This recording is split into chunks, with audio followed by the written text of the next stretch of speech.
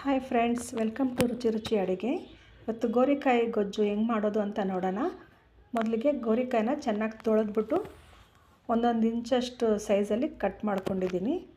ಮತ್ತು ಬಾಣಲಿಗೆ ಎಣ್ಣೆ ಹಾಕ್ಕೊಂಡು ಗೋರಿಕಾಯಿನ ಚೆನ್ನಾಗಿ ಫ್ರೈ ಮಾಡ್ಕೋಬೇಕು. ಚೆನ್ನಾಗಿ ಬಾಡೋ ಥರ ಫ್ರೈ ಮಾಡಿಕೊಂಡು ಒಂದು ತಟ್ಟೆಯಲ್ಲಿ ಎತ್ತಿಟ್ಕೋಬೇಕು.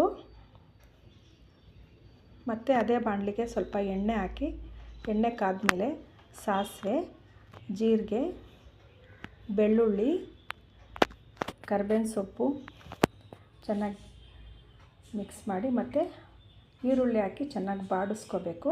ಮತ್ತು ಈರುಳ್ಳಿ ಬಾಡಿದ್ಮೇಲೆ ಮೆಣಸಿನ್ಕಾಯಿ ಪುಡಿ, ಗರಂ ಮಸಾಲ, ಅರಿಶಿನ ಪುಡಿ, ಧನಿಯಾ ಪುಡಿ ಮತ್ತು ಕಡಲೆಕಾಯಿ ಬೀಜ ಹುರಿದು ಪುಡಿ ಮಾಡ್ಕೊಂಡಿರೋವಂಥದ್ದು. ತರ್ತರಿಯಾಗಿ ಪುಡಿ ಮಾಡ್ಕೊಂಡಿದ್ದೀನಿ, ತುಂಬ ನುಣ್ಣಗೆ ಮಾಡ್ಕೋಬಾರ್ದು, ಪೌಡ್ರು ಥರ. ಮತ್ತು ಅದನ್ನು ಮಿಕ್ಸ್ ಮಾಡಿದ್ಮೇಲೆ ನಾವು ಫ್ರೈ ಮಾಡಿ ಇಟ್ಕೊಂಡಿದ್ವಲ್ಲ ಗೋರಿಕಾಯಿ, ಅದನ್ನು ಹಾಕಿ ಚೆನ್ನಾಗಿ ಮಿಕ್ಸ್ ಮಾಡ್ಕೋಬೇಕು. ಮತ್ತು ರುಚಿಗೆ ತಕ್ಕಷ್ಟು ಉಪ್ಪು ಹಾಕಿ ಚೆನ್ನಾಗಿ ಕಲಿಸ್ಕೋಬೇಕು. ಫ್ರೆಂಡ್ಸ್, ಯಾರ್ಯಾರು ಇನ್ನೂ ನನ್ನ ಚಾನಲ್ನ ಸಬ್ಸ್ಕ್ರೈಬ್ ಆಗಿಲ್ವೋ ಪ್ಲೀಸ್ ಸಬ್ಸ್ಕ್ರೈಬ್ ಮಾಡ್ಕೊಳ್ಳಿ. ನನ್ನ ವೀಡಿಯೋಸ್ಗೆ ಲೈಕ್ ಕೊಡಿ, ಸಪೋರ್ಟ್ ಮಾಡಿ.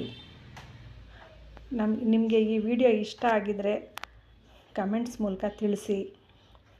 ಮತ್ತು ಅದಕ್ಕೆ ಎಷ್ಟು ಬೇಕೋ ನೀರು ಹಾಕ್ಕೊಂಡು ಕಲಿಸ್ಕೋಬೇಕು. ನಿಮಗೆ ಗೊಜ್ಜು ಥರ ಬೇಕಾ, ಸ್ವಲ್ಪ ತೆಳ್ಳಗೆ ಬೇಕಾ ನೋಡಿಕೊಂಡು ನಿಮ್ಗೆ ಯಾವ ಥರ ಬೇಕು ಆ ಥರ ನೀರು ಹಾಕಿ ಕಲಸಿ ತಟ್ಟೆ ಮುಚ್ಚಿ ಒಂದು 6 ನಿಮಿಷ 7 ನಿಮಿಷ ಬೇಯಿಸ್ಕೋಬೇಕು. ಸಣ್ಣ ಉರಿಲಿ ತಟ್ಟೆ ಮುಚ್ಚಿ ಬೇಯಿಸ್ಕೋಬೇಕು.